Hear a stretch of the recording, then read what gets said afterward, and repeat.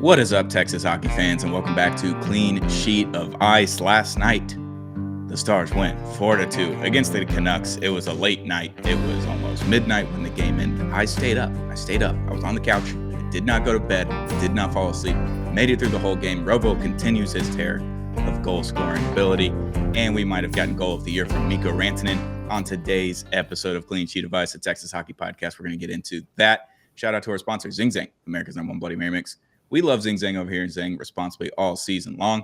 And shout out to Underdog Fantasy. Use promo code CSOI when you sign up and play your first $5. Get $100 in bonus entries when you sign up using our promo code CSOI. Today's Friday. We have Savannah. She's in a new location. She's an hour behind us. She's up in Aspen in a fun house. She's out there for a girls' trip, but she made the decision to hop on Clean Sheet of Ice to talk some Texas hockey with us. How are we doing, Savannah? I'm great. You know what? I did not get the full opportunity to watch the full game last night as I was on a very delayed flight into Aspen, but I could not miss the podcast because you know what? We're on a 4-game road trip. There's a lot of information we have to cover. So we're here. We're doing it. Before we get into the Canucks game and your Hall of Fame weekend experience, because I didn't go to the gala, but you did, and you have all kinds of nuggets from there. We're going to talk about that. But before we get to that, you can notice that I'm wearing the Duchene hat again. I'm going to wear the Duchene hat on every single episode until Matt Duchene comes back on the ice, is what I've decided. So this could be a 2-time episode thing, or it could be a lot of episodes. And I hope it's not a lot of episodes, but I'm going to wear it in remembrance of Matt Duchene because we miss him on the ice. I need him back. So we're wearing the Duchene hat. Shout out to Victoria E. Green for making this hat. It's a good one. I know she's just doing a second drop, so hit her up. If she has any extras, she will be able to sell it to you. So it's a good hat. Hit up Victoria E. Green on Twitter or Instagram, wherever. But I'm wearing the Duchene hat until further notice when Matt Duchene comes back. No, it's such a sick hat. Victoria, whatever her next drop is, so awesome. Like, fans definitely need to check it out. But I love that you're doing that just to keep the momentum going for Matt Duchene, because it has just been forever since we've seen him. And I know he did one practice last week, and then he obviously got put on LTIR. So it's been quite some time since we've seen him.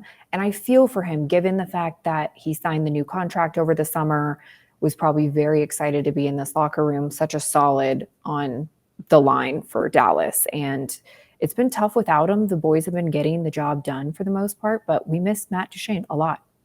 We do.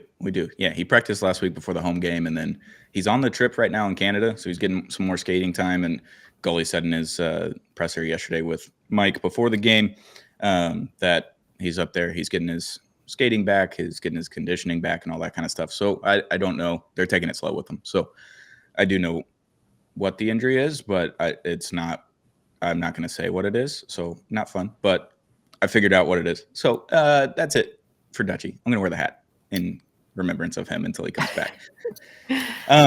Next note, happy hour. We're going to start doing happy hours before the late night road trip games.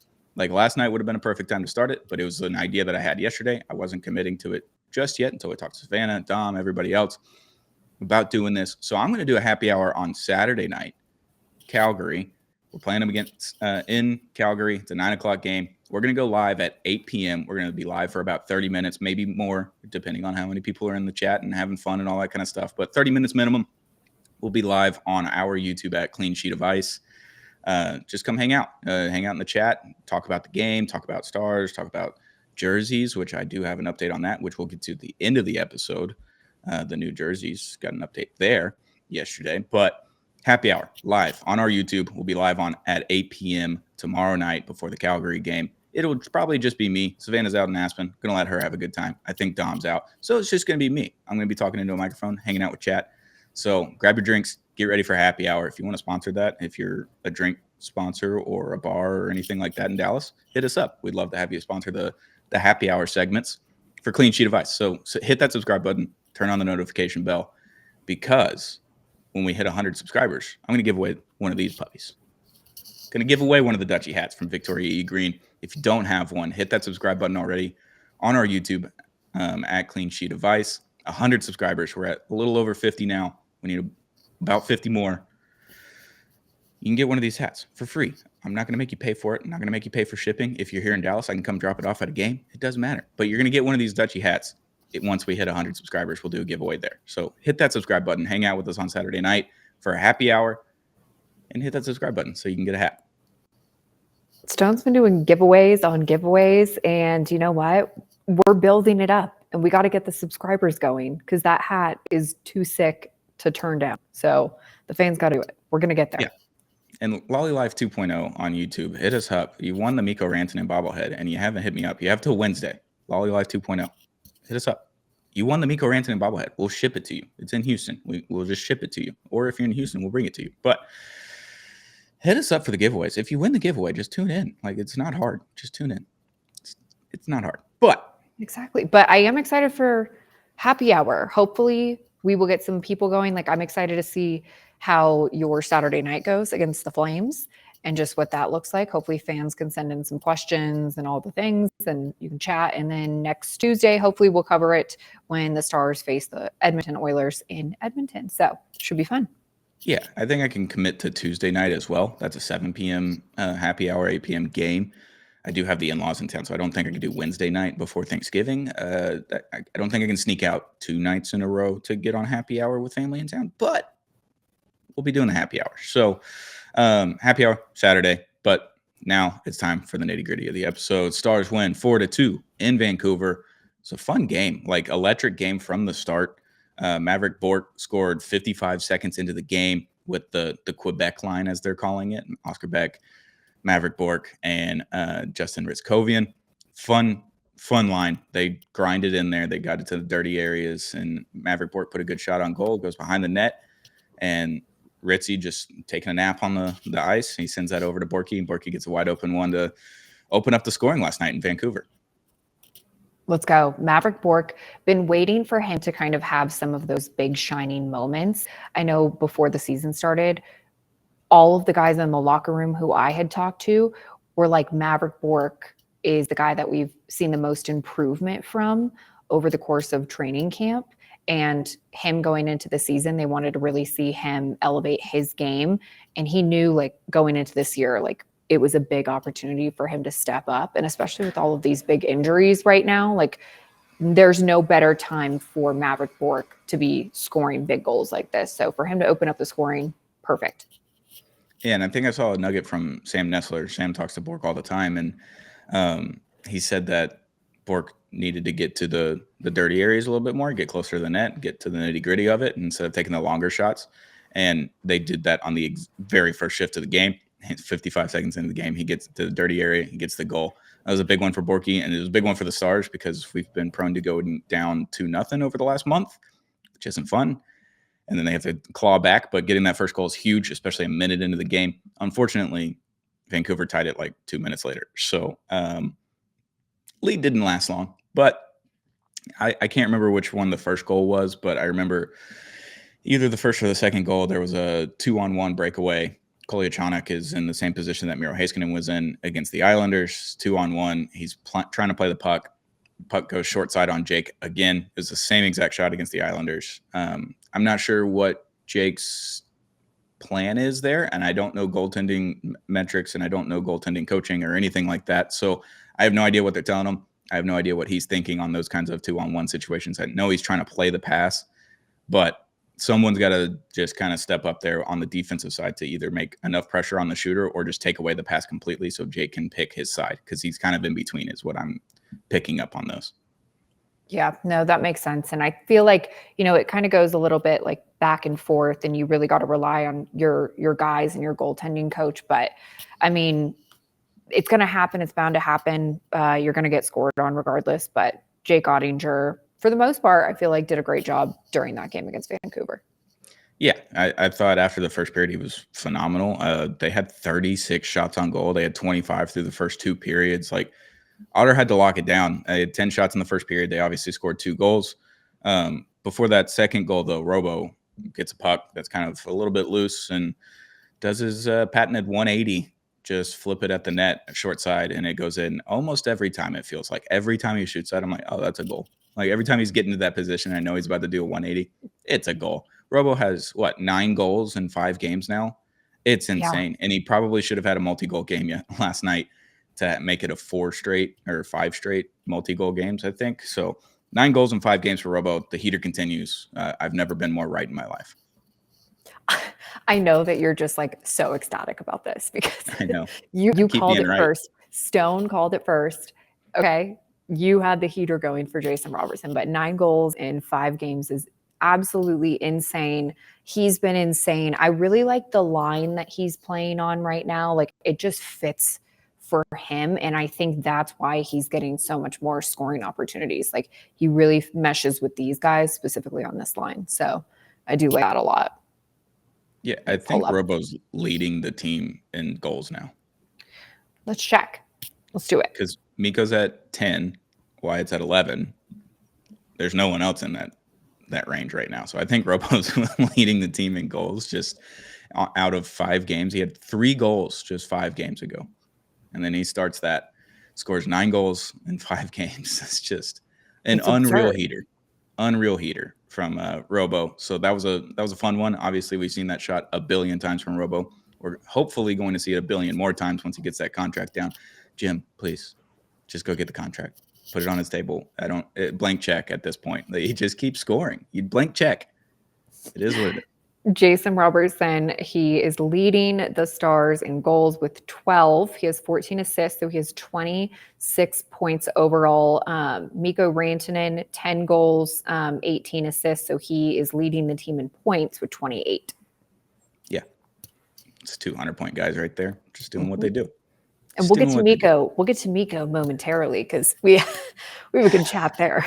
Good Lord, that goal was incredible. But before we get to that one, so the second period was kind of a slugfest, it felt like. So the Stars took 3 penalties. One was 31 seconds into the period, one was 4 minutes into the period, and one was 4:50 into the period. So they had a big 5-on-3 there for a while that they had to kill off, which was an absolute clinic.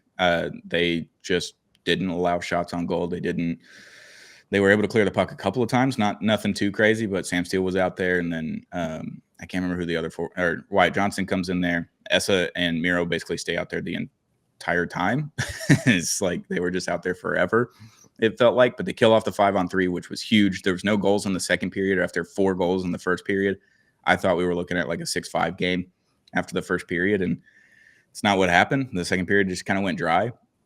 There were some chances. The goaltenders kind of stood on their heads in the second period, but that PK for the Stars in the second period was incredible. Essa, the PK merchant, as Dom calls him, because he's incredible on the PK. Miro was great. And then the forwards, Sam and Wyatt, were great on that 5-on-3. I was sitting there just clenching my fist because I was like, if you only allow one, that's a win on a 5-on-3. But oh yeah, they got through it. 5-on-3, they killed it off, and then you move on to the third period.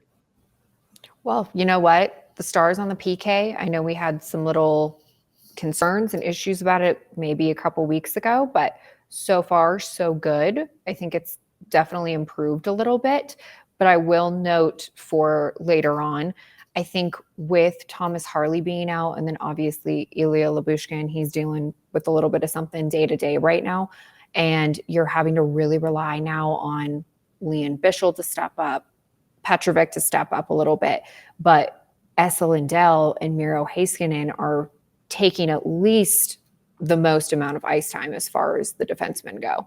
And so they have a little bit more pressure on their hands. So the other defensemen really need to help out in this area. But Miro and Esa on the PK, it's a must. You have to have them. But I think that hopefully this 4-game road trip goes in the most positive direction, and these guys are able to really, just keep holding it down. But it is a lot of pressure for straight road games, and Miro and Esa are like the guys that you really have to rely on here. So yeah, because Ilya Lyubushkin is not on the road trip, so I would assume he's out at least until Black Friday, which stinks. He's been good since he signed with the Stars, and then obviously not having Thomas Harley, arguably your second best defenseman, maybe your first best defenseman on a given night. Not having those two guys is tough because that's your whole second pairing. They're just gone right now. So not ideal. Miro played 28 plus minutes last night. I think it's 28-13. It's a lot. Then Esa played 25-48, which is probably around his normal, in between the 23 to 25 minute mark, especially when you have 5 PKs to kill off. So Yeah, it's a lot of minutes on Miro. We've talked about rest because goalie talks about rest in every press conference. This is a big year because it's the Olympics. You got that big long break. It's going to be a long season, yada, yada, yada. Rest is important. Jake played 3 games in a row, and now Miro is going to play 28 minutes until Harley and Labushkin come back, unfortunately. So it's a big lift for him. It's a huge lift for him, but that's why Miro Heiskanen is Miro Heiskanen. He's the best of the best in the capabilities he's able to do that and how he performs on the ice. But it is a lot of pressure. So hopefully things are smooth, and like some of these other guys, as far as the defenseman group, can step up in a couple other places and make sure they're giving some guys some breaks here. So yeah, we'll see. And Capobianco and Alexander Petrovic have come in and just stepped up. They played really good games. I know really good. Capo's game last night, I wasn't super impressed with, but I wasn't in person, so I wasn't able to like really get to the nitty gritty and actually see everything that's happening on the ice. And you only see what they give you on TV. Thought it was a little bit lesser than what we saw against the Islanders. I thought he was really good against the Islanders in the game before. So yeah, they got guys that are career AHL guys that are stepping up in the NHL right now and winning games for them. So I think that's a huge lift for the other defensemen. But I know Miro's got to be just dog tired at this point, playing 28 minutes a night. You know what? We'll take it. We need the extra help. Thanks, guys. Capobianco, he did great against the Islanders. He had some really good shifts. I was very impressed by him. He did. And he adds a little bit of speed and a little bit of offense to that defensive core without Thomas Harley and without Nils Lundqvist that they've been missing. And then I think Kolyachonok has been not like great, but fine. You know, like he adds some speed that you're missing with those two guys, and a little bit of offensive, like him waiting on a one-timer pass from someone, and he's just holding that stick up higher than you've ever seen a stick held up. It's like Ovi waiting in his circle, just waiting on that one-timer. It's the best. He's Russian, so I think that works out. Like maybe that's just a Russian thing. Just hold the one-timer pose until they get the pass. I will chat with him. Hopefully next time we see him in the locker room when the Stars return. I want to get to know him a little bit better and just kind of understand his game a little bit more. We've only seen 2 appearances from him so far. He made his Stars debut against the Islanders. So I think we'll keep him in our back pocket, and we'll see how he progresses on this road trip. Yeah, it'd be awesome for him to turn into a regular NHL guy and be the 7th man on this decor, but obviously you got Petro, you got Harley, Labushkin, and Nils all coming back. So it's a tight room, and there's not a lot of room for error. So when you play well, you get rewarded, and maybe he's the call up in the playoffs, and he's the extra D man, and maybe you get some shifts in there. But who's to say? On to the third period, though. It got tight in the third period. We're about 10 minutes into the game, and into the third period, I'm just like, can someone score so I can either freak out or be happy for at least a split second? And it's over 10 minutes, and I'm like, golly, they just got to get something. Radek Faksa gets the puck around the red line, close to the benches, and he sees someone streaking. I'm sure he has no idea who's streaking, but Colin Blackwell running through the middle of the ice all by himself, kind of mid-change for both teams, and Radek sends it over to Colin Blackwell. Colin Blackwell streaks in, sends it to the right side, top shelf.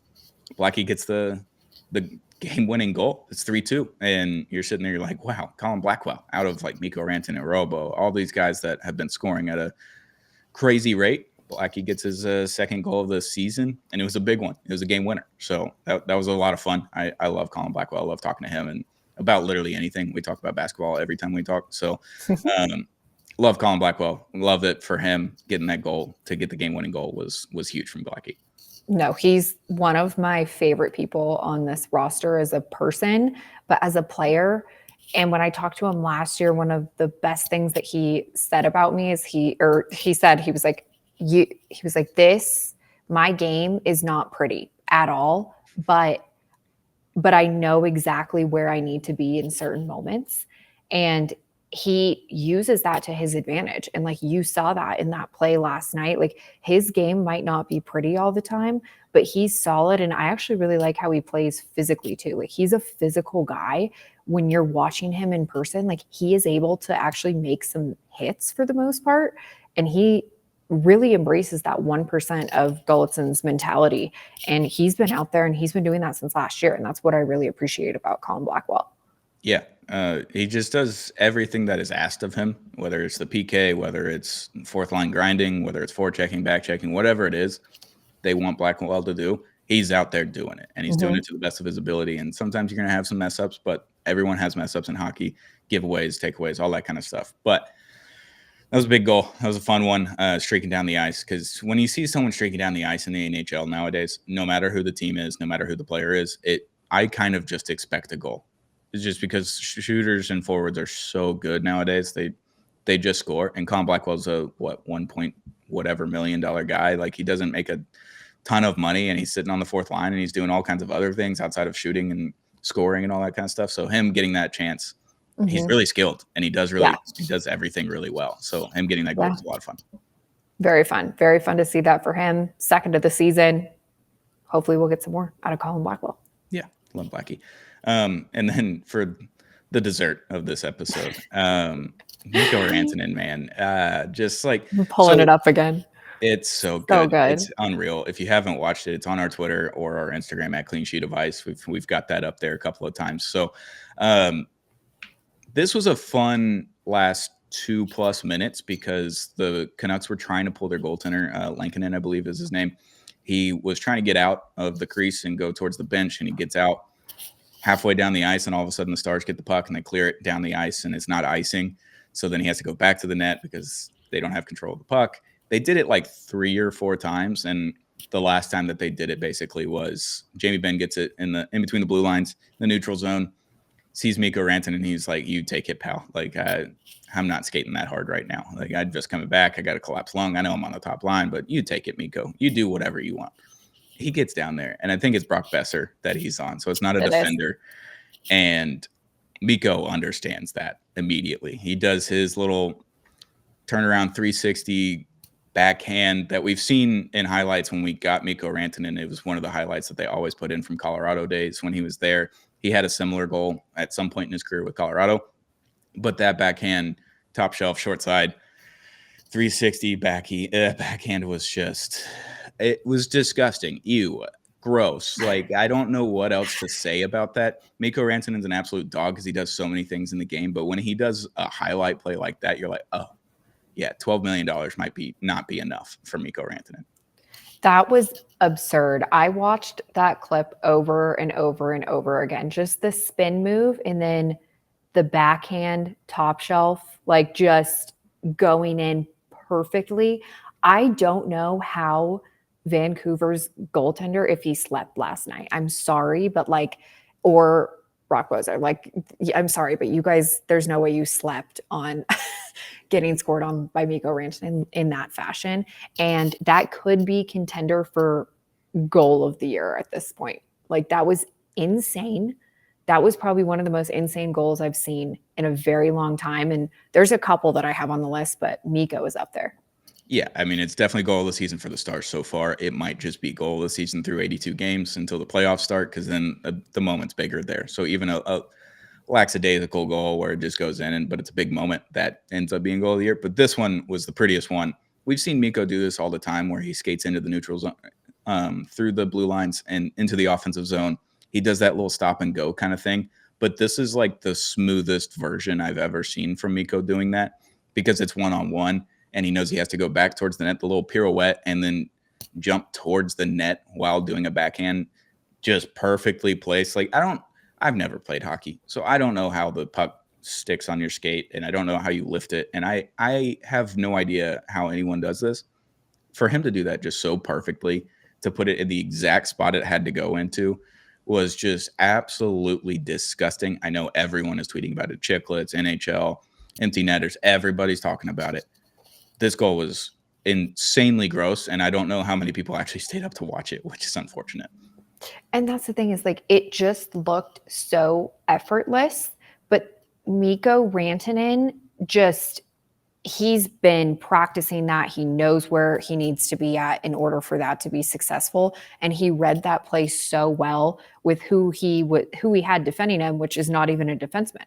So that's the thing, is he's just so incredible. He's such an elite player. We are very blessed to have Mikko Rantanen on this roster, and this is why I believe he is like the face of the franchise right now. Yeah. I'm excited about it. Before we get to the Calgary preview, which we're going to do a live show happy hour before the Calgary game. So if you want to talk more about that game, head into the YouTube. We're going to be live on YouTube at 8 p.m. tomorrow night before the Calgary game. We'll talk about that, but we're going to talk about it on this podcast. Before we get to that, I got a nugget yesterday. Do tell. The new jerseys, the third jerseys of the Dallas Stars will be out on Wednesday, not on Black Friday. Wednesday. Okay. So right before Thanksgiving. Oh, okay. Do you have any notes on maybe what they look like, color scheme? I'll send you a picture after this. I'm not going to put it out here in case I'm completely wrong on it, but I've done the digging, and it is a modernized version of a throwback. So fans can expect this Wednesday, the day after the Stars play the Edmonton Oilers in Edmonton. And I believe they play the Kraken that night on the road. So I would assume that they're going to announce it on Wednesday. I don't know if they'll have them available in stores and the hangar and AAC Plaza or anything like that on Wednesday, but I would expect that they're going to be there Friday, but I would assume that the announcement will happen on Wednesday. So you can see them in their full glory, because the mock-up that I have is tremendous. It's not exactly what I wanted, and it's not exactly what I thought it was for about a month here, but it's still perfect, and I still will be purchasing a Mikko one. I've decided after that goal last night, I have to get the Mikko one. That's how it is. We'll take a little trip to the pro shop. Yeah, we'll do it. We get a little press pass, little discount there too. So that's good stuff. Let's go. Let's do it. Let's do it. So jerseys next Wednesday. I would assume that's the announcement, and then they'll go live on Friday, or maybe on Wednesday, and then they'll be in the stores on Friday. That's my guess. I already at the hangar. I know that they've been in the hangar for weeks, so they're real. We have a third jersey, so that's fun. Let's go. All right. Calgary Flames. I don't know what their record is. I didn't do research on them before this. It's a 4-game road trip. It's a 4-game road trip. They are at the bottom of the wild card. So they're 6-13-3. They have 15 points total. That's not good. They're 3-9-1 on the road, but they're 3-4-2 at home. They're 4-5-1 in their last 10. This team was feisty last year. They almost made the wild card. They were fighting for a spot there at the end. They just kind of came up short those last 5 games or so. But Kadri's like the only guy I look at on that team, and I'm like, man, that's the dog. That's the dog on the ice. You got to pay attention to him. And everybody else, I'm just like, you know what? I'm not afraid of you. This is where I'm at with Calgary. Like, they're not a good team. They're not winning games right now. They're playing at home, so that's a big boost for them. But the Stars have been really good on the road this season. What do you think about this game? What do you think about Calgary? You know what? I think that Glenn Gulutzan, obviously coming over from the Edmonton Oilers, and then he also was with the Flames for so many years. He understands this organization. He understands Western Canada very well.